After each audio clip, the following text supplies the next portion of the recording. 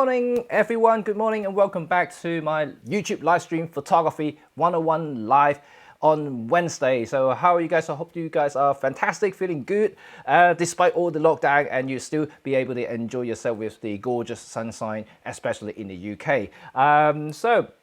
As usual, this is a Photography 101 Live, so I'm going to talk about photography in general, although today we do have a topic which I would like to share with you guys, and you are very welcome to ask me anything you wish. Normally, we will have a schedule, so for those who are not familiar with the Photography 101 Live and how we do it, so we have a schedule. So it's a very simple thing, but just trying to keep things just a little bit more structured so that we're not wandering around or just gone off topic and start talking about a lot of stuff that is kind of dragging and things like that. Although I do talk a lot of rubbish, so believe me. So if I've just gone off a bit too far, correct me, send me a comment. Hopefully I'll catch it. I will come back to it. So let's turn on to topic of the day. So that's going to be quite interesting. So channel update, that's the first thing we're going to talk about, and also the today's topic is Olympus the best, right? Okay, that's debatable. I'm going to come to that. Of course, this is the main subject of the day, and we're going to have a fun talk about today. So hopefully we can all join in and you guys can share your experience with different photography gear, for instance, and hopefully we can have fun for doing so. Then lastly, Q&A. Once again, ask me anything you wish, and I will try my best to answer those questions. But like any live stream sessions that I do, or anybody else doing online these days, that because it's a live a video, there is no script, as a non-scripted version of the normal episodes that we do. So like if you have a question you want to engage with me, just basically pop the comment out and down in the descriptions, or just start chatting to me, and if I do pick up in real time, and I will be engaging that question. Okay, sounds good? Right, okay.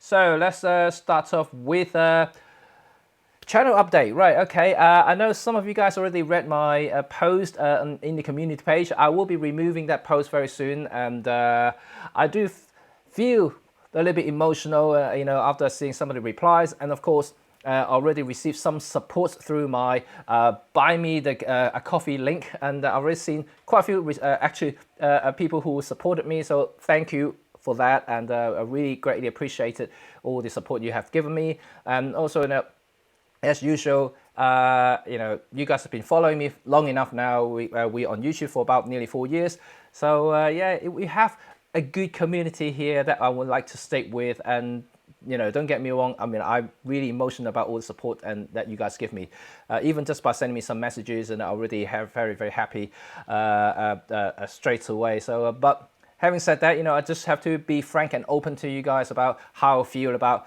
the current situations, and also obviously being a freelance and professional photographer in the UK, and not just photography or filmmakers, but most of the freelancers, self-employed people in the UK are suffering greatly because of this pandemic at the moment. That got first engagement here. Good morning, Noah. I remember your name. Yes. So it is a very difficult time for a lot of people like myself, who relying on jobs that are given by from outside sources, like private individuals, companies who's like commission me to do certain filming projects, portrait photography, wedding, for instance, things like that, But everything seems to grind to a halt, at the moment. So, for most of us there, creatives, we are losing a lot of income, and because of that, it's always a struggle for people like myself. So, obviously, I see a lot of people who already like talking about it in like privately, but they don't show it on screen. I would like to be open with you guys. It's no point for me hiding a lot of stuff, so I might as well just come open, just let you guys know how I feel. But anyway, I'm feeling good. I'm not really feeling depressed in a way, but I'm feeling a little bit anxious, I guess, and because of the situations, I don't know how long this will drag, and also with the jobs not seeing coming in for the foreseeable future, I don't know when they will start coming back. So it's always going to be a little bit difficult, right? Good morning, Rob. Hey, yeah. Thank you for your coffee, Rob. Rob bought me a coffee, so that's all good. And so it's really important to understand that it's normal to feel anxious. It's normal to feel a little bit depressed because, under lockdown situations, it's always difficult because you can't go out. You almost feel like you're in prison. And secondly, you lose all your jobs, and it feels weird. People who are working a 9 to 5 and still be okay. Especially in the UK, they have some sort of government schemes at the moment will help those employed are still in the payroll, at least for 3 months anyway. But for those people who basically relying on outside sources income, and those will be struggling the most. So I guess good morning. Wow, quite a few people say hi already. Hey, Rob, Patrick, Craig. Absolutely fantastic. Good to see you guys all. So I'm just basically describing my feeling, and I'm not sure if any of you read my community post. Basically, I was just being open about how I feel these days, and also one of the reasons that I couldn't do any videos or consistently, even Tracy and I couldn't even go out to shoot. We haven't seen each other for probably about three and a half weeks already. The lockdown has impacted us like dramatically. In terms of productions and things like that, is really, really hard. And also, on top of that, don't forget a majority of our income is not coming from YouTube. It's actually from our main professions, which is the photography and filmmaking. And all those jobs has completely closed out now. There's nothing going on in 2020, at least from what I can tell so far. So it is a difficult time, for people like myself. Not just that, a lot of YouTubers are similar situations, even though they may not show it on screen, but I have spoken to a few already, and they all felt the same way, and we all messaging each other, trying to support each other. It is a difficult time for everybody, but like I said, this is a global thing, this is a pandemic, right? So we have to support each other. So my heart always goes to all the people who are ill at the moment. I hope that they can get through it and be healthy as soon as they can.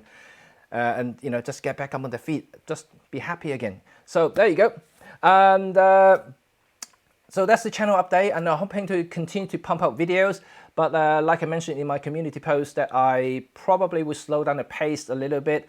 It's not going to be as regular as as I want to. Usually we would do about 2 videos a week, but I don't think I can do that anymore at the moment until the pandemic or the lockdown is over. I can go out and shoot again.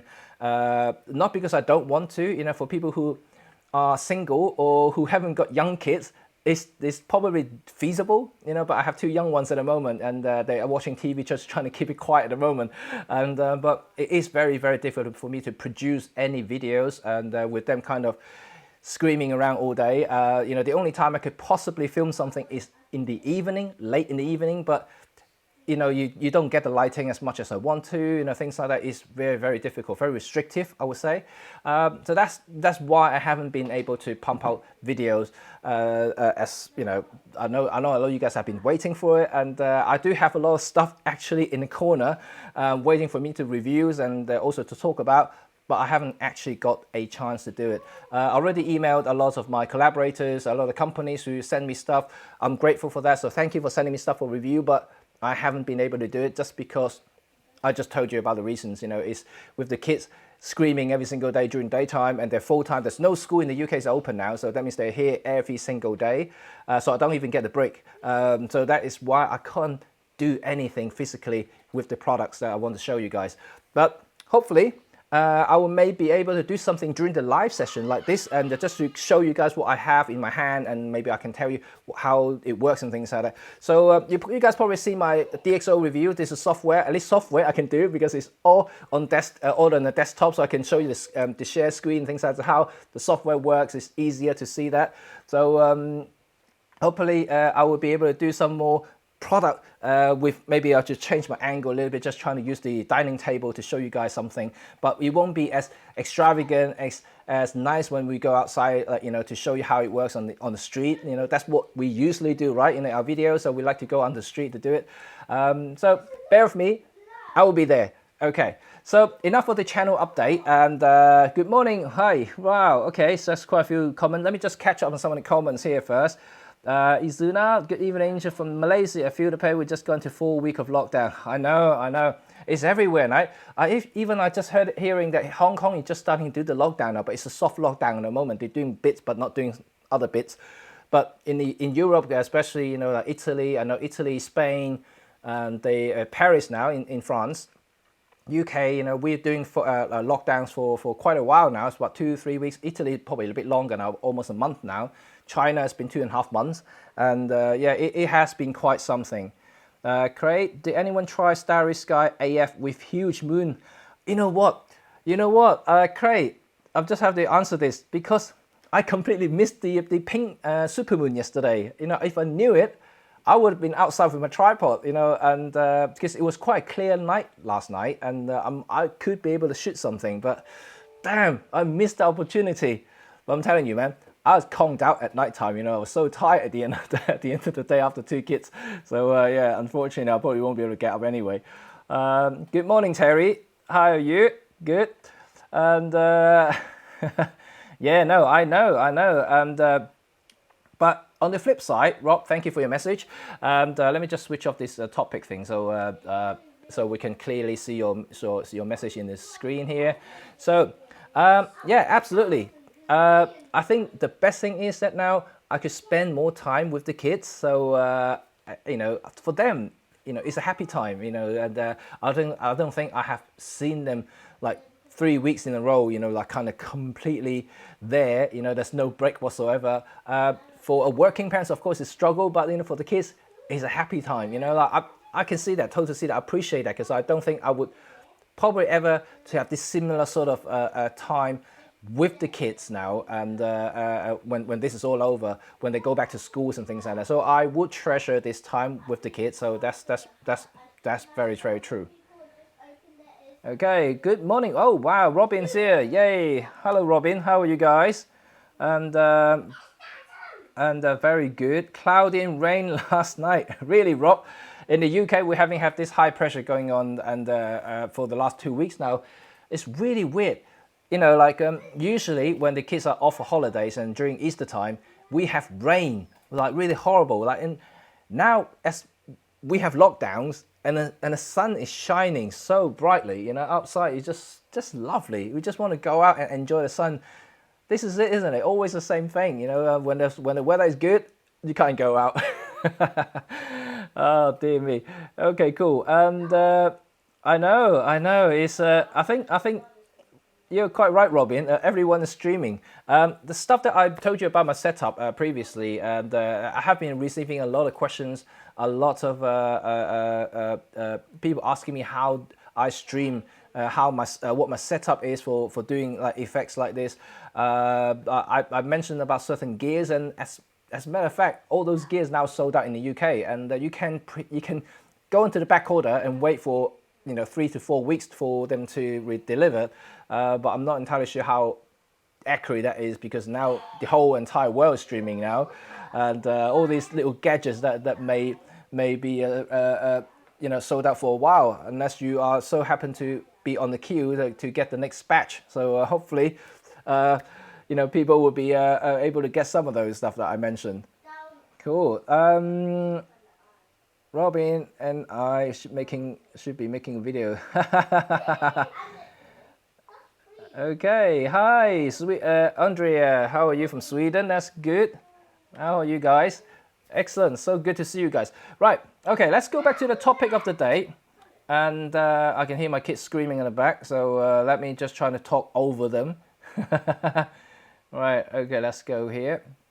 So that's the topic. So we've done the channel update. You see my situations in the moment, and what I want to talk about is about Olympus. Well, in fact, I mean, this is just the starting line of today's topic, right? Okay, let's take it off now. Is Olympus the best system? Right. I'm not entirely sure about what you think, whether you're currently using Olympus, whether you are Olympus affiliate, Olympus Ambassador, Olympus Visionary, like Rob and Robin there. So let me know what you think about Olympus. The reason I want to say that is there is a point to it, and because I think being a best system is only symbolic to an individual. For me, I mean, I've used multiple systems before. I've used different brands before. I started my photography with other cameras, not Olympus. I only started using Olympus gears professionally about 4 years ago when the EM1 Mark II first launched. That's when I made the switch from Canon. And before that, I mean, I've been using Leica rangefinder, film and digital for about 4 or 5 years. Film is longer. Film I started about 15 years ago. And then I had the Canon system also from the film era, you know, way back in the 1994, 95, I guess. And then I used Canon all the way through from amateur days all the way to professional in the early 2000s, and then I got myself the very first Canon 5D full frame camera, DSLR, and I'm just kind of stuck with that because I had a whole bunch of Canon glass and things like that, so I just kept using the Canon stuff.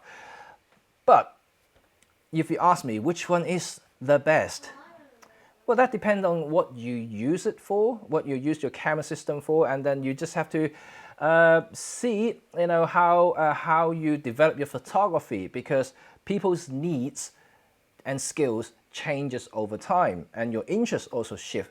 Well, perhaps may change over time. Like myself, when I first started photography, I think I may have mentioned in my Facebook stream, was that I started as a travel photographer initially for the first good 5-6 years, I think, initially when I was amateur. So I loved shooting travel photo, landscape, you know, and things like that. And I got really good at it. Even like Business Insider published my photos and did an interview with me in the US and Australia. And but that wasn't really something that I kind of got into ultimately. And but through travel photography, I learned about human interactions, and I started to learn more about cultures, and I started to talk about to locals and stuff like that. And so that would be something I would probably tell you guys, that the change that I made, or change that I shifted in terms of my attention from travel to environmental portrait. That's how I kind of get into the portrait game with people. Then after the people stuff developing further, and I started to do weddings, and that's another more people stuff. From wedding, I got into street photography. It's kind of running in parallel because it's all documentary stuff, right? Then I got into real documentary. That's another thing. And where I'm actually still running on a couple of personal projects, the all documentary projects that's been going on for the last 10 years. Yes, 10 years. I can't wait to show you guys the results of my 10-year project. But I can tell you that right now, yeah, this 10-year project is still ongoing. So I'm not going to show you anything just yet, because I think I will still need another 5 years to do it. So this entire 15-year project is going to be worth seeing and worth waiting, right? So you guys have to wait for it, and I'll let you know as soon as the project is finished. And I'm going to publish a book, do some prints, and also an exhibition. So that will be really, really awesome. I can't wait to share with you guys about that particular project, because it's something that I'm quite proud of. It's also quite personal. So without spoiling you guys, I don't want to tell you much apart from that it's still ongoing, because otherwise, you know, you're going to find out what it is. Anyway, so let's catch up on some comments here. I'm not sure, but having tried various systems, it is the one I enjoy using the most. Very true. And Brandon, 35 to 100 f2, you know. I have that lens, yeah, you know. Okay, Rob, did I sell my Canon gear when you switched to Olympus? Right. Let's quickly answer that. Rob asked me if I sold my Canon gear when I switched to Olympus. I actually sold most of it. I kept a couple of lenses. But I sold most of it. All my digital bodies are gone because I don't need them, and also all the accessories and things like that is all gone. Vertical grills, batteries, speed lights. Actually, no, I still have speed lights somewhere. I have the speed lights because I used the speed lights as a manual flash for the Olympus system initially before I got the FL900R. So that's something that I was using for my flash photography, because the Canon speedlight is quite good. The refresh rate is very, very fast, so I quite like them. And also, only thing I kept, I think it was the film camera. I still have Canon film cameras. I have two bodies. I have the EOS 3 and the EOS 1V film bodies, because I actually quite like them. And being filmed nowadays, you know, you can still use it. It doesn't go out of date. You just have to get filmed, right? So digital is different. You know, digital, you know, when the sensors get outdated, got a high resolution, you lose that sort of appeal. But for film, it's very, very different. It's analog. As long as you got the right film, get the right lenses, you're still good to go. Let's see what else other people think.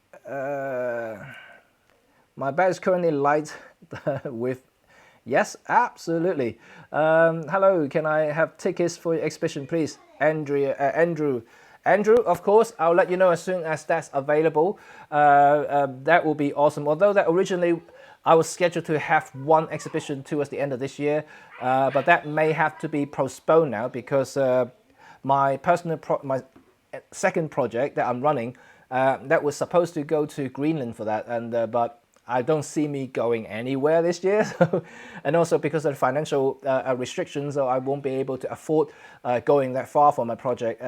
So I'm not entirely sure, but I'm saying that now, depends on what situation might change later on, so I may still be able to go, but the exhibition will have to be delayed for that, and so I'm just hoping things would get back to normal as soon as possible so I can go back to my plan. I had a plan for this year, and then that plan seems to be like kind of like just chuck away now. It's gone. Okay, and corner and portrait with my nifty 45 1.8, and I have to, let's see, a little quite sharp. Oh yes, it's a sharp lens, right? Okay, that's awesome, cool, fantastic. Excellent. Well, a lot of questions here. Let's go back to a little bit of my topic of the day about like Olympus being good or being bad or being the best.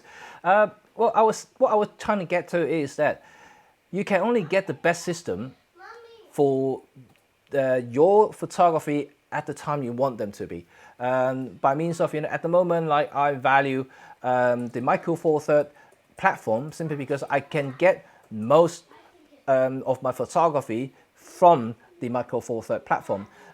People have different needs. I'm not here trying to dispute other formats like APS-C, full frame, even medium format. I do appreciate those particular platform, the advantages that you see from those platforms, but Micro Four Thirds gets the work done for my type of photography, especially for documentary, for some simple portraits, location portraits, especially because I travel a lot. I take my camera out a lot. I need a light system for that, and I'm not getting any younger. I'm not 20 something, and certainly have no six packs or like muscular backs and things like that. I can't carry like 15, 16 kilos shoulder bag every single day. So the Micro Four Thirds system is really, really good for my needs, especially being a location photographer. Is things like weather sealing and is very important. And Olympus has one of the best weather sealing in the industry, let alone format. So that's why kind of I can share my experience with you guys. I don't say that lightly because I do shoot in some horrible conditions. Now, I'm not a weather photographer. Weather photographer is very different, and they go out there to shoot like storms and things like that. But I have been out doing proposal shoot 5 a.m. in the morning in winter when it's like -3, -4, and I could stand around easily for half an hour, 45 minutes just to wait for the client, and it's freezing cold. I have cameras froze up on me. I have camera failed on me before, and but that never ever happened with my Olympus. Then also even with Canon, like everybody knows about Canon. Canon's has been around for ages. They are the biggest in the industry still, and obviously their cameras are rugged, especially their renowned 5D series.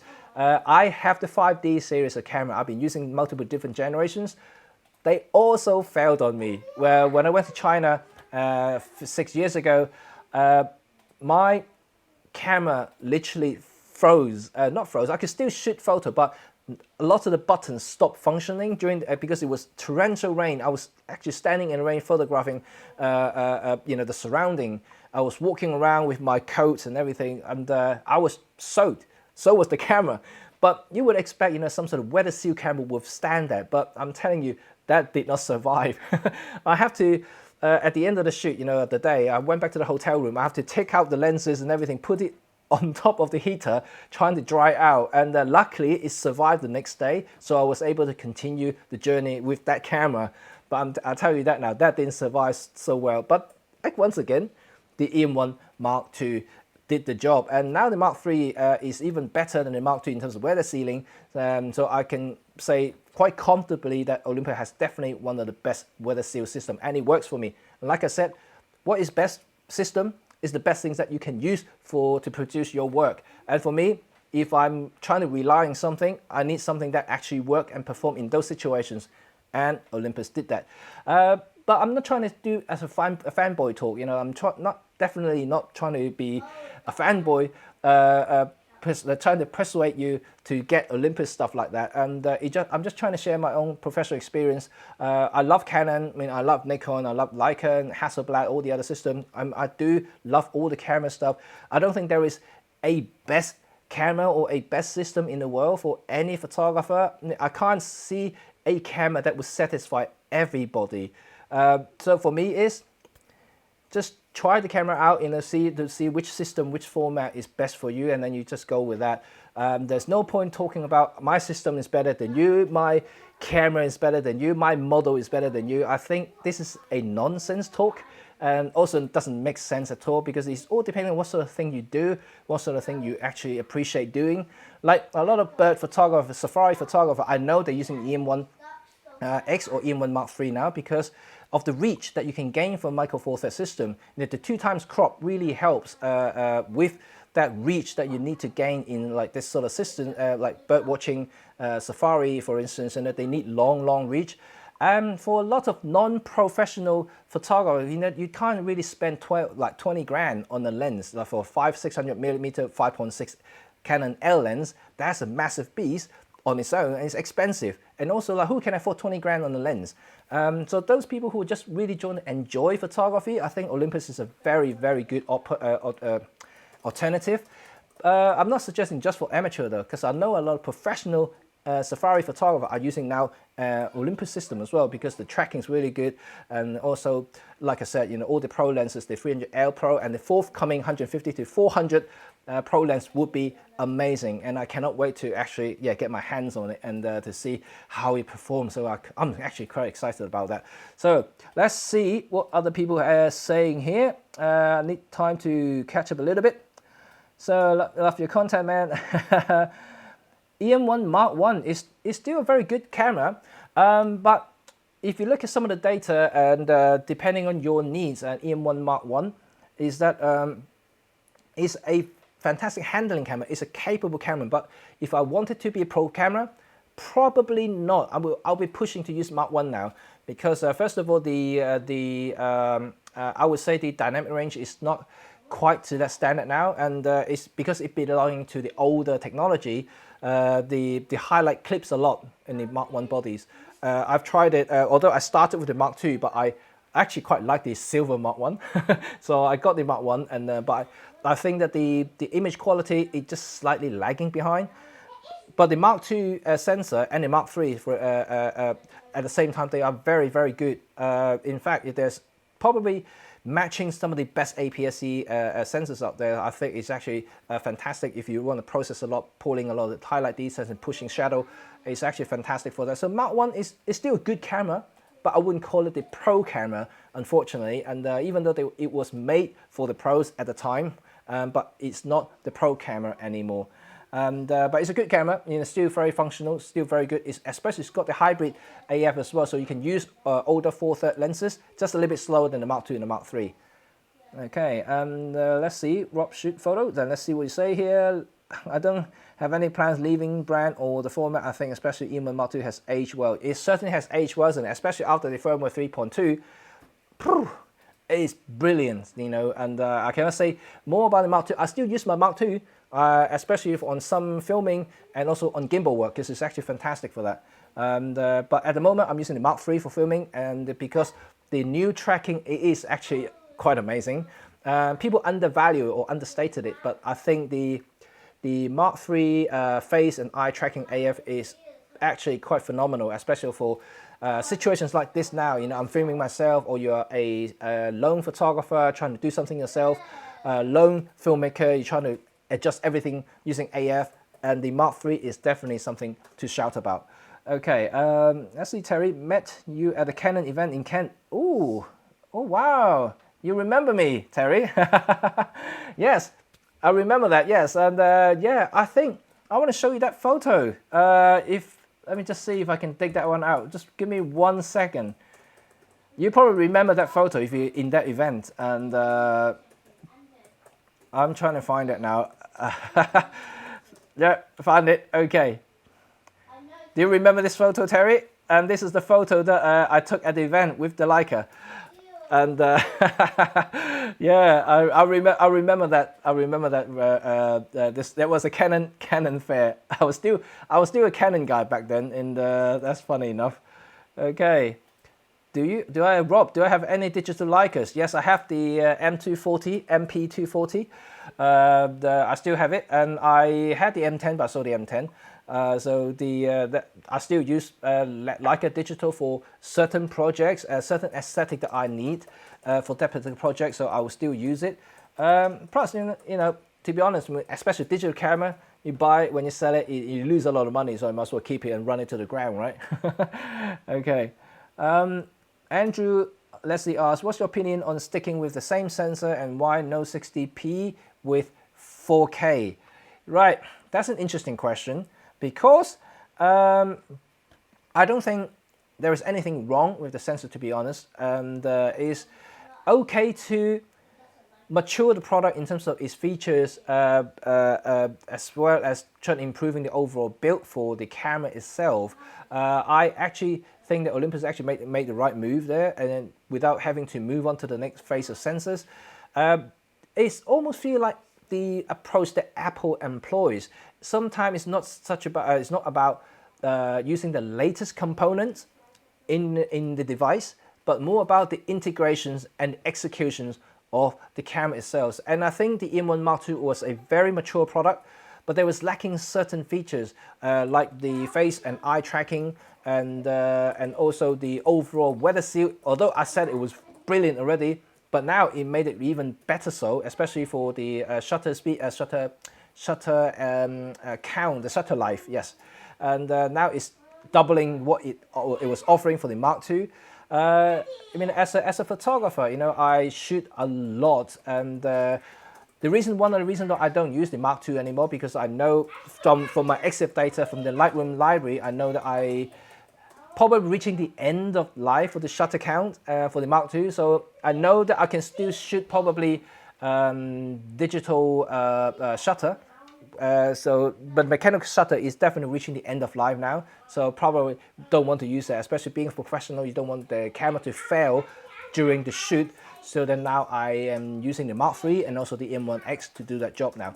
So and in terms of 4K 60, this is something I'm still asking Olympus myself, and I'm pretty sure a lot of the Olympus filmmakers are asking the same thing. I'm very certain it will come, but I don't know when. So it's a matter of when that will be included in the camera, whether they will include it or modify the camera via firmware on the Mark III, or you have to wait until the EM1X Mark II or the EM1 Mark IV. That's something that I would not be able to comment, unfortunately. I would love to have 4K 60, especially if you can have 4210 and compression sampling rates and things like that. So that would be good. Huh? Yeah, we will, but it's okay. Well, 1 second, I have to tell the kids to be a little bit quiet because they are really good. Ash. No. Sorry about that. And this is exactly what I'm saying about working from home with two lousy kids and during the day. So apology for that. And but anyway, so I hope I answered your question, Andrew. I do want to see 4K 60 very, very soon. And let's see what other question there is. Craig, how about Olympus best in the context of computational photography such as ND filters? Yep, you're quite right there. I mean, I think Olympus is very innovative in that sense, and not many companies are as good when it comes to computational photography as Olympus. However, I do believe computational photography can grow even further with Olympus. Like for instance, the automatic or AI tracking, the subject tracking feature that was enabled in the M1X could be improved, and I'm waiting for the new profiles to be released, and they promised there will be new profiles, so I'm hoping that will come very, very soon to include other subjects. And at the moment, obviously, it's restricted to plane, train, and cars, so I'm hoping to see other things. So I can see other competitions now are including pets, and people, but I don't see they execute the way that like Olympus. I think Olympus still have one of the best automatic recognition software, especially AI tracking on the M1X compared to others. Because when you've seen some of the testing on some other platform, you see that the even though they have pet tracking, they have human tracking, but it's not consistent. It's not as accurate. You always see that it highlights the human in the box, but it's not focused. And I guess that's something that I mentioned just like earlier about Olympus, is that it's all about execution. It's not about saying something, okay, I invented a new feature, I'm including this new feature, but it's not working right. And if you know what I mean. So I think in that sense, Olympus is really good at that. They're very patient. They're not letting other people kind of distracting their mission in terms of implementing features, because they want to make sure things that they implement or include in their cameras would work perfectly. And that's how I feel about Olympus, and it's very good that I can see that happening with Olympus, that they take their time to do it, and also making sure that everything works as it should, rather than just saying to you that it's got this feature, but it doesn't work. Unlike some other companies, I don't want to name them, but then it's clearly, you can Google around to see some of the features that other people has implemented that does not work. Okay. Say, what other things then? I've used GX9, Olympus 1.8. Absolutely, that's very good. It's too slow for bright light. And should I use electronic shutter? Right, okay. Of course you can. No problem, you can't use electronic shutter, but you have to be careful about electronic shutter. It's about rolling shutter. I'm not sure if you guys heard about rolling shutter. So if you use electronics, so you basically lift up the actual physical curtain and expose the entire sensor, use the electrons behind the sensor to sense the light and capture the photo by turning on and off. When you move the camera, if you do a lot of panning or up and down or sideways, using electronic shutter would affect this jelly effects when you capture the photo. That wouldn't happen with a physical shutter, but it will happen in electronic shutter. So just be careful if you do that. On the other hand, if you really struggle with the shutter speed, is to employ an ND filter. That's another cheap way of doing it. If you can get one of those 2-3 stops ND filters, they're fairly cheap on the market, and you can just grab one of those filters and try it out. And sometimes it might work and get rid of that 1/4000th of a second shutter limit. Okay, and let's see what other things I have here. I think Olympus is one of the best in Versus Sim, but I need to be more popular outside of Japan. I actually think they are quite popular, and it's just people not really realizing it, just because a lot of geeks are not talking about Olympus. But if you talk to photographers, they appreciate Olympus. And because I've been to camera clubs, I've been to be invited to do talks over there. I've been to other places to do talks. When I talk about photography, a lot of genuine photographers, they're professional, they are journalists, they all appreciate Olympus. And one more thing though, I have to tell you about that, is that I meet almost all the UK photography magazines editors and editor-in-chief. Right, listen to that. Half of them use Olympus personally, even though they have exposed and tried all kinds of brands out there, Fujifilm, Sony, Canon, Nikon, you name it, they try them all. But guess what they use personally? Olympus.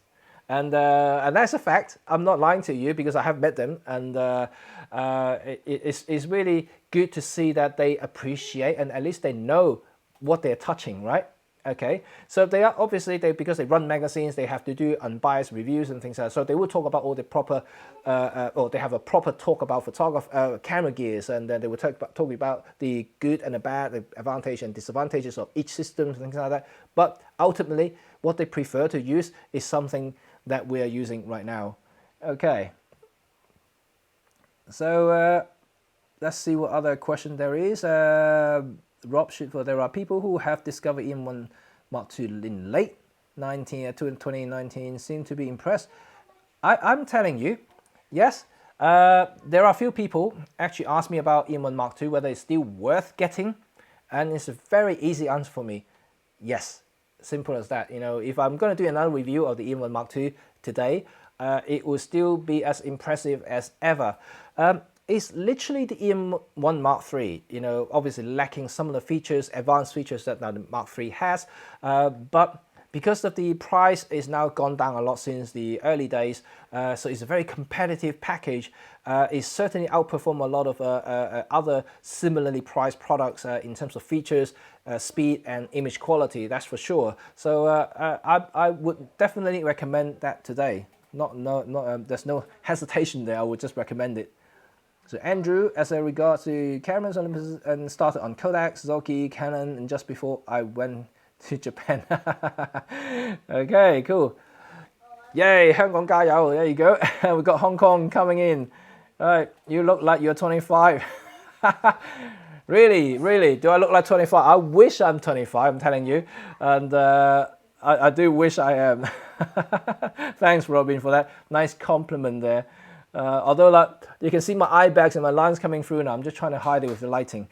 Okay, I don't have a personal touch-up makeup artist, so it's going to be always hard. So let's see what other people are asking here. Watch review MT Monochrome, and Matt Granger is such a beast with monochrome. I mean things about such a niche product. Yeah, I could talk about Leica, but today is about Olympus, right? Well, I have used the MT Monochrome, and I'm still in touch with a lot of people with Leica because I used to work with them a lot before I switched to Olympus. So I still know the people there. I still get access to Leica gear.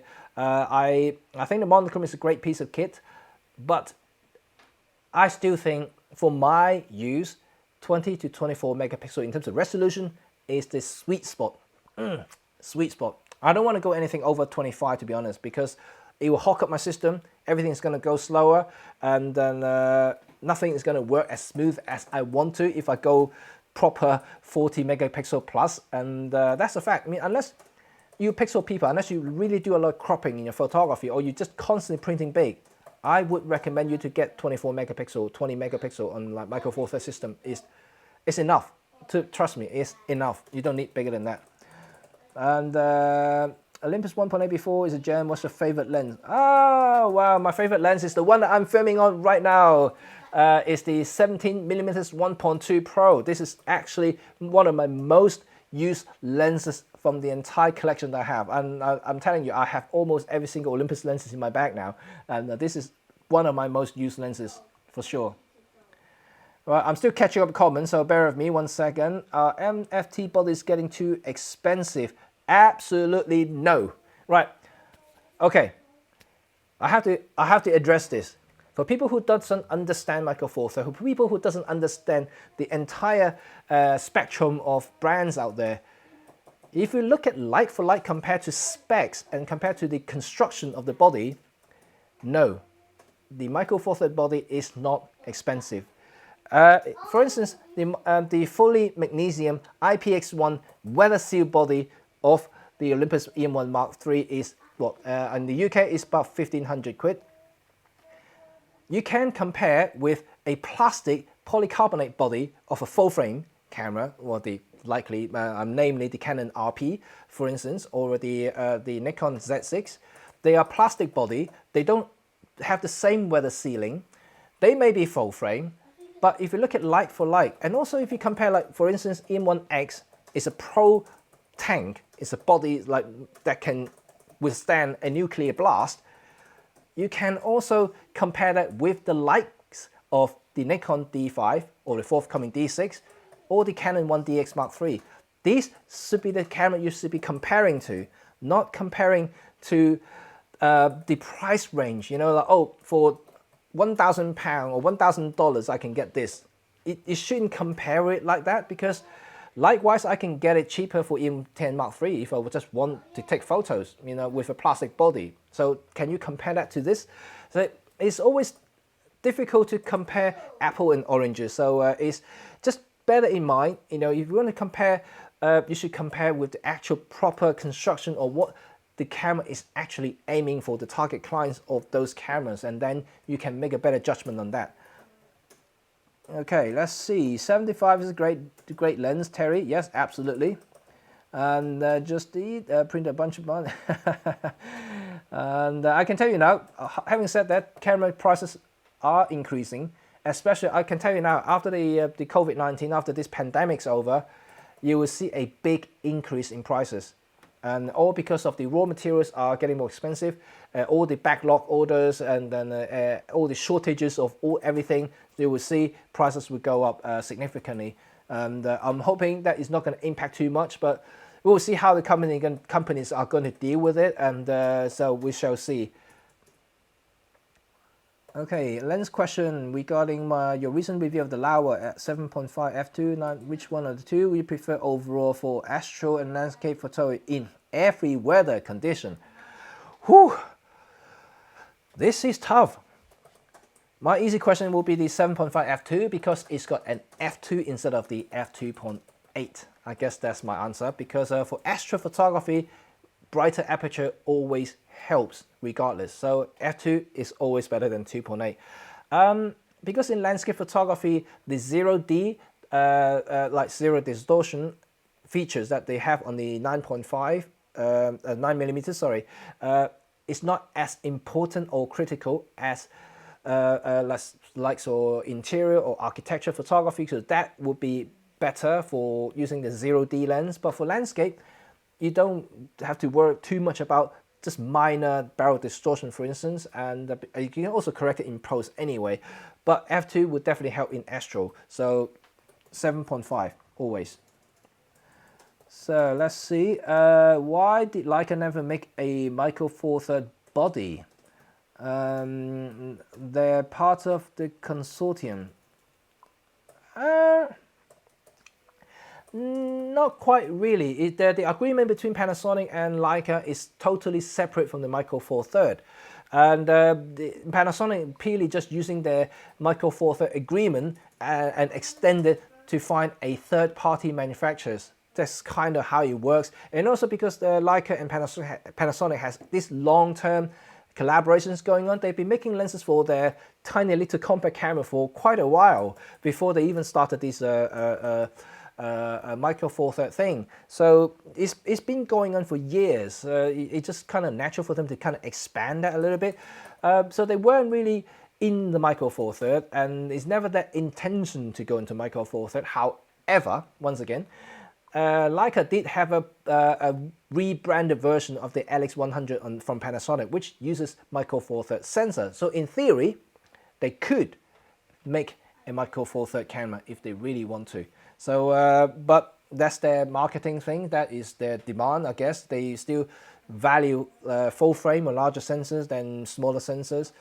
Who knows? I don't know. And we shall see. But would you buy a £3,000 Micro Four Thirds camera if you already think that the EM1 Mark II is expensive, and you might think that the overpriced red dot version of the Micro Four Thirds is overpriced? Definitely. So. Okay, let's see. Do you think Olympus will release a 75 1.2 Pro lens? Ooh, good question. I would like to ask Olympus about that. If I find out anything, I'll let you know. And that should be fun. Okay, Adrian, and hope I'm doing well. Thank you. I'm doing very well. As you can see, I'm smiling, I'm happy, and I'm not crying. That's one good sign, right? Okay. Whatever coating is on that lens is very little issue with it fogging up, and yeah, it is true. I do agree with that fogging issues. Olympus is very good with their lenses coating. I don't know what they're using it, but seems to be working. I use filters to protect front element, but they fog. Right. Okay. Cool. What's the longest SS handheld shot? Okay. The Mark III. I haven't really actually challenged myself for that. How about you guys? I give you a challenge. If you want to show me your longest handheld exposure shot, let's do a competition, shall we? You know, if you guys can send me some photos and tell me exactly how long you did that shot, or I can see the exit data anyway, and please send them to me, and I will display my next live, and we'll do a fun thing talking about it, shall we? Let's do that. If you guys are happy about it, send me photos, and I'm going to put the link in the description after the live stream.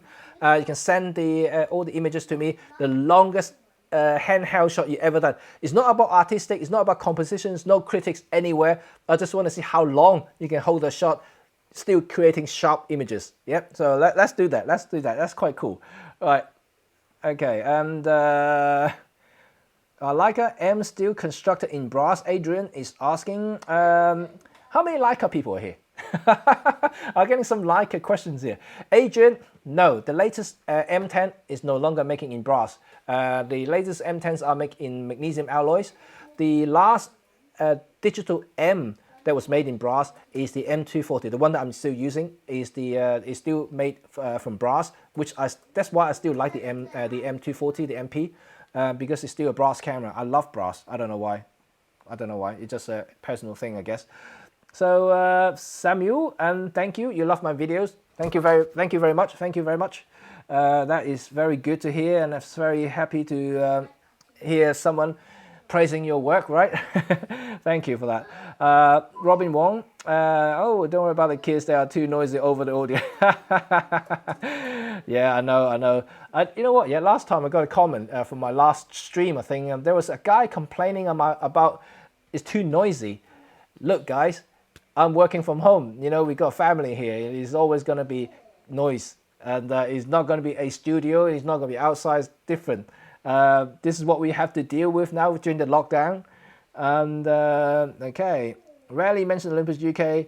Outstanding in their events in general, after sale customer service. Absolutely, Terry, you're quite right there. I love Olympus UK. These are fantastic people. They do have a very personal experience. I'm not entirely sure about the US or any other countries in the world about Olympus, but in the UK, Olympus UK has done a fantastic job of keeping their customer happy. They organize a lot of events.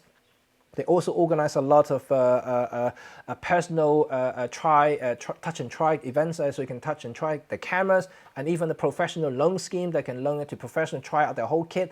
Good stuff there, yes. They really did a good job there. Look at that, let's see. And hi Jimmy, Rick, hi, hi Rick, good afternoon. Or anyone with the lockdown, have you been able to get to photograph the supermoon?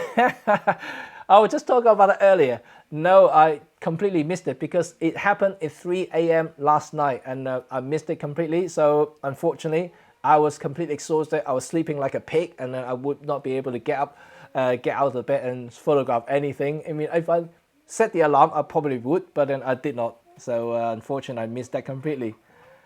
Sneaking in while in lunch. Thank you. Right, okay. Plenty of journalism jobs, and I've been the only one with an Ollie. Hey, no problem there, but there you go. Being an odd one's always good, yeah? You stand out and can show people that you can do it. That's awesome. I know a lot of journalists. Before the lockdown, I actually speaking to some photographer from Telegraph and the Times in the UK. When I went to the Buckingham Palace, I was there filming, and I saw a whole bunch of journalists there. I was talking to them about the whole photography thing. It's quite funny. It's good talk. Okay. Let's see, they could release all their Mark II bodies today and they will still be very competitive. Absolutely, Rob, you're quite right there. That's why I said the Olympus EM1 Mark II is a very, very good camera. Even in 2020, it ages so well with the firmware 3.2. It's just absolutely almost giving a new life, lease of life. So you can probably service most of the photographer's needs in the next at least 3 to 4 years. So that's how good it is. I think it's very, very good. And let's see, and let's see what else is there. Oh, hi Vincy. Oh my goodness, you're watching. Thank you. And I missed you, Vincy. You know, like I haven't been able to pump out a lot of videos, so I haven't seen your comments. I always love reading your comments. It's just fantastic. I love it. And so thank you very much for being a long-term supporter of this channel and myself. So Vincy, thank you very much for being here. This means so much for me, and that's really good. What do you think the 9-18 lens? It's a good lens. It's a good compact lens. I think a lot of people use that lens. I think Robin did a review on this lens. I think Peter as well. It's a really good lens there. I think it's worthwhile using. However, I won't use it for my personal reasons, because I need the 2.8 aperture. If they have 1.7 or faster, I would use it. But for me, it's too slow for my type of work, is I shoot low light just too much. And I don't like to push the ISO so much. There you go. So that's why I need a faster lens. But in general, the 9-18 is very good travel wide angle zoom because it's such a small package, and you can just shove it in your bag and keep everything light and yeah, make your body feel a little bit better, right? Always good to have energy when at the end of your day out or or traveling. It's always good to feel refreshed and not just like tired and exhausted. So that's another good thing about Micro Four Thirds, just small and tiny. Okay, let's see. Does anyone else use Mark II with 12 to 50 EZ? I tried it before, Samuel, and I tried it before. It's okay. Although I sold that lens now, and because I think optically it's just not as sharp as the Pro lenses, and I was using that for filming because I like that electronic zoom thing. It's actually pretty cool. Right, okay, and let's see. Hi again, I'm joining late as I've been on Skype, the group of older friends, and the download EXO and try. Oh, thank you, Brian Gunn. Thank you for downloading DxO software. You haven't seen my DxO review. You can check out on my channel. I did a review last week. It's a good alternative. I know people have got mixed experience about using the DxO software, but so far I've been using it with the EM1 Mark III files and it seemed fine. It can definitely decode or compatible with the RAW file, especially the high-res RAW file also compatible. I find it extremely good, especially if you do some low-light, high ISO stuff. The prime noise reduction features in DxO software is actually pretty amazing. If you don't have to trust me, just download the trial. You will be able to see how good it is. The link is in my video. You can use the code RED35 special to get exclusive discount until the 15th of April. Yes, you still got a few days. Also, this is a way of helping us as well, because that link will give us a little bit of a kickback. It doesn't add any prices, or you don't have to pay more to do it. We just get a little bit of kickback for promoting it, and so that would be quite good. So thank you, Adrian. And Terry, and what's the current official Olympus flagship? Okay, the current Olympus, let's put it that way. The current Olympus flagship is the EM1 Mark III, but the current Olympus flagship is the EM1X. Don't know if it makes sense. I don't think it makes sense, but I call it the flagship of flagship because it's a different camera altogether. The EM1X is definitely aiming for those people who are using it to make money. Yeah. Okay. So it's not for normal people, because I think price for a professional photographer has a different meaning to amateurs or people who are semi-pro, and we value reliability. That's one main thing about reliability, because you don't want your camera to fail. And it's almost like you're paying an insurance premium in a way. So the gear that you buy, you want to kind of absolutely 1000% making sure that that thing would perform when you take it out from the back, turn it on, will work for during the entire duration of the shoot. I'm not saying the EM1 Mark III isn't, but I think the overall construction, the EM1X is still very, very much like better than the EM1 Mark III, and it's just how it's constructed. It's a very solid piece of metal, and it's amazing. It's big. I can guarantee it's not a Micro Four Thirds camera, so to speak, but then it is good for what it does. And I've been using the 1X for all my professional shoot because it just works, and I don't have to worry about dropping it, banging it, and things like that. Even though that my Mark II was completely battered because of that reasons. Prices on the lenses is on par, and sure older DSLR lenses have gotten cheaper, but it looks the R1.2 is like yeah, that's another thing. People were comparing prices earlier, and I think overall in general photography has gotten more expensive over the years, and it just that people don't realize it, and because all the newer products now, all the latest lenses, they are almost double the older prices. If you look at like the early days when I first bought my Canon, I'm just using Canon as an example. When I purchased my 70 to 200 2.8 L lens, it was £1,000, but that was like 15, 20 years ago.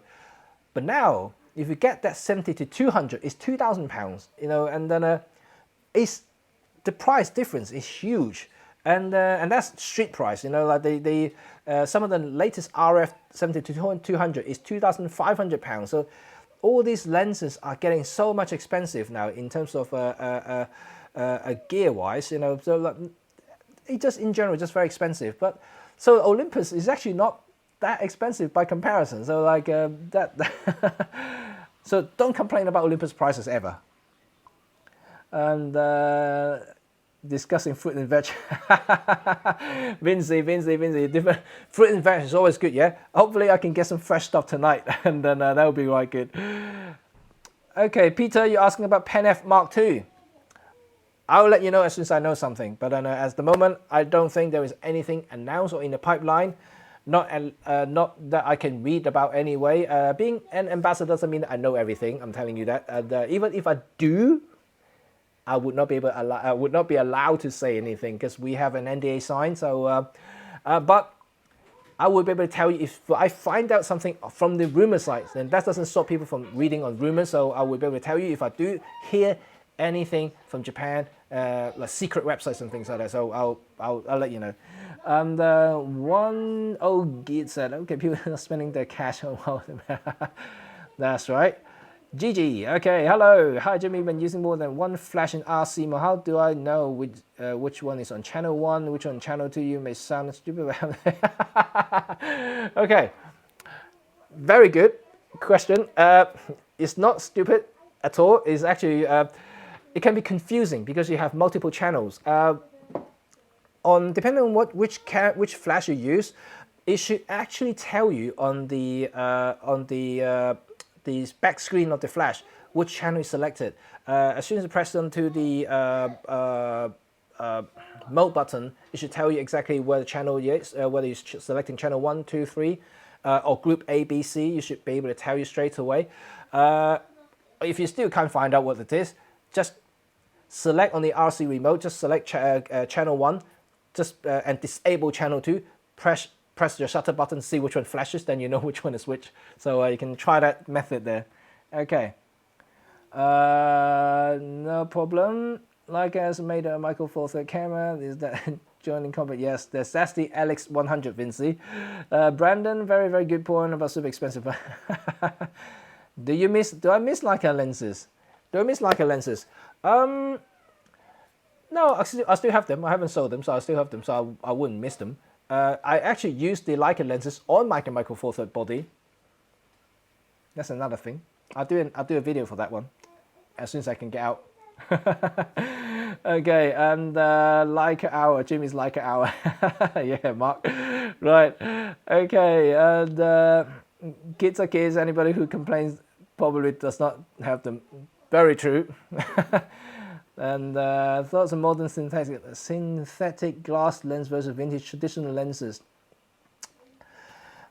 Wow, it's very technical there now. And synthetic lenses, there is no good or bad about synthetic lenses. I think that synthetic lenses are good in a way that now they can manipulate the properties of the actual glass itself. Because in the old days, you would have to find a particular glass for that particular property, like fluoride, for instance. And but now they can manipulate it and put it into either coating or change the. Let's put it that way: synthetic lenses makes the whole thing cheaper and more effective than traditional glasses, because you have to find them, you have to polish them, everything's manual, and then it's definitely more expensive, costly to create a lens using traditional glass. So let's move on to the next question. I think my battery should be running out soon, and let me see. Okay, right. What about image stabilizing Olympus lenses? Is the 7.5 stop making it redundant? Make a new. Right. Okay. No, it doesn't make it redundant, and at all, because if you use Sync IS on the Olympus system, you can Yeah, well, the 7.5 stop actually is a sync IS f-stop combined. So with the image stabilization and the sensor shift and all the 5-axis stop in the camera body. If you use a lens without the IS, like just a normal lens, you only get 6.5 stop. So just bear that in mind. So yes, IS was still essential if you want to get the extra stability. I think like concentrating blah blah. Yes, of course. No problem. So I can't answer all the questions. I'm trying to get it right for just some of the questions here. There's quite a few here. Imagine Olympus versions of Apple on my Mac and my PC. Yeah, definitely. Okay, I'm an Olympus. I like that. I like that. That's funny. Yeah, I remember that. I remember the advert, the Mac and PC advert. That's quite funny. You have an account for inflation. Yes. Which camera is current flagship? Which camera is the current flagship of Leica? There is no flagship in Leica, and because they have different series. And I think in terms of M camera, I guess would be the M10P camera would be the flagship. Because they also have the monochrome, which is a completely different thing, but then have the MA, which is the one that without the back screen, would be selling more than the M10P, and they have the S medium format camera, so it's kind of all scattered all over the place. They don't really have a flagship kind of thing. You know, it's always a Leica thing. You just have to pay for it. That's all. Right, and any ideas about 2020 releases? Rafa, any idea about 2020 releases? Robin, you can answer that, yeah? I don't know. I can't tell.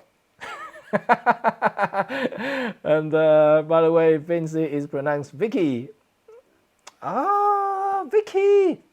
Yes. Sorry, Vicky. I'm calling you Vinci, but kind of my thing now. I want to call you Vinci. Can I call you Vinci? And all right, Terry, and I'm a friend of one of your Olympus Ambassador colleagues, and he never lets me. Okay, I'm using FL. Okay, that's good. Right. I see. On SL mode. Like I mentioned, I don't know. Just try that method. What I'm telling you, just select one channel at a time and press the shutter button to see which one fire first, and you know which one is which. Okay, that should be one easy way to tell. No, okay, first photography, good night. Yeah, no problem, see you soon. Thank you for joining me. I know you're far away, so yeah, see you later. I think Olympus should update PenF. I think so too. I love the PenF, and I have it right there in front of me. I was using it this morning as a demonstration for my Facebook live stream. And Lumix lens out is compared to Olympus lenses. They are all good lenses, depending on what you use it for. I do generally find that the rendering is very, very different, so it's a personal taste kind of things. And so Panasonic is has a very modern and clinical looks to them, while the Olympus has a very vintage and very organic look to most of the pro lenses. I personally prefer the Olympus look than the Panasonic looks. Don't get me wrong, they have a fantastic 25 1.4, the 15 1.7, and the Nocticron, the 42.5 1.2. They're all brilliant lenses, but I just prefer the Olympus look, the 17 1.8 or the 1.2, even the 25 1.2. I love those rendering more so than the Panasonic. So there's no right or wrong answers there. It's all about whether you prefer the look or not. And Vicky said S3 is the current flagship. And okay, Robin, no information. Which 3 Olympus do you feel are essential for portrait work? Hey, Shaka, yes. I'll tell you that right now. My personal choice would be 17, 25, and 45 1.2 Pro. Psst. They are my trinity. They are in my bag for all my professional shoots. That's it. They are my 3 trinity. And so we know 140 is coming this year. Maybe speculations, not from Olympus. The next EM10. Ooh, see, Robin's leaking some information there. Something's cool. Maybe. But we do know for certain the 150 to 400 is definitely coming out. I think originally, of course, people would know that is aiming for the Japan Olympics, but that's no longer happening. We shall see. whether they're going to delay the launch until the following year, I'm not entirely sure, but I would like to see it just because it's such a hype for that lens, and I would personally want to get my hands on it just to see how it feels and how it performs, and that would be amazing. And one of my Greenland projects would be around about that launch time this year, so if I can get it, maybe I can take it over to Greenland. You never know, just see. And go to my supermarket, food delivery, it just arrived, and all the lockdown essential, beer and beer. Great stuff, Ricky. You know, like, why? Yeah, that is really cool, isn't it? We watch a rerun later. Yeah, no problem. Thanks, Rick, for joining us, and enjoy your beer, enjoy your party. Excellent, that's cool. Okay, I caught up with all the comments. That's really good, and very engaging today. So thank you very much for joining my today's chat, and hope you guys enjoy it. Enjoy the hour that we spent together. I certainly enjoyed it, and thank you once again for all your support through either just messaging me, and I know some of you have read my community posts, and you know, I did feel a little bit emotional to it, just because I was feeling a little bit down in a way, just because I couldn't do things that I would like to do normally. That's on top of, obviously, you know, that my jobs are virtually completely vanished this year, so it's just not a good feeling in general. But I just trying to, you know, tell you my feeling and just be open about, you know, myself, you know, just why I'm not producing videos and things like that. It's not that I don't want to, it's just because the circumstances has changed, and kids at home, full-time, video, blah, blah, blah, that I mentioned earlier. It's just making the whole production harder for me. And you know, we value our productions. Every video that we put a lot of effort into it, trying to put some entertainment to it. That's why we bring in models, we talk some jokes sometimes, maybe a little bit rude at times, but it's just something that we're trying to keep you entertained at the same time, and just showing you how and what the gear can do for you. So this is something that I kind of enjoy doing, and this has always been the essence of Red 35. So I'm really happy that you guys have stick with me for so long, and I'm pretty sure I'll be back with all my energies and everything as soon as this pandemic is over. But in the meantime, I really appreciate it if you guys just stick with me and just bear with me. I will try to produce videos and try to produce things as much as I want to, and hopefully will be soon. But this particular episode, or this live stream thing that I'm doing every Wednesday, will be regular, because doing live stream is easier for me to physically go and edit a video. So this is one thing that I would like to keep doing. It's no difference to my photography 101 in general, because I talk about photography in general anyway. And if you like to catch me daily, if you're not sick and tired of my face, you know, you're very welcome to join me on my Facebook, and I'm there every morning between 11 to 11:30, and so I can talk about more things if you want. It's also photography, filmmaking related, so you just basically come on and ask me stuff, and I'll be able to talk to you, engage with you personally. So again, all these are, of course, free of charge, and I'm here. And so while I'm locked down anyway, so it's okay for me to just keep myself a little bit occupied and keep my mind off some of the horrible stuff that's going on around the world at the moment. So it's quite good to share my experience, and also trying to keep each other together. You know, it's good to get through this together, right? Okay, no problem. So if there's no more questions, I will end my live stream now. And don't forget to catch me on my Facebook if you want, Monday to Friday between 11 to 11:30 a.m. And every Wednesday will be here, Photography 101 Live. And I have my Buy Me a Coffee link if you want to sponsor me and make me happy, buy me a virtual drink, you're happy to do so. Other than that, I'm very happy. Thank you again for joining me, and I hope you guys will have a great day. Enjoy yourself, and go and have a barbecue, have a beer, have something, and watch a movie on Netflix or something. Okay, so thank you for joining me once again. Oh, thank you. So see you guys soon. Bye for now. Bye. Oh, someone late joining me from Bangkok. Pete, you have to watch a rerun now, so I'm going to end my video live stream now. Thank you. Bye.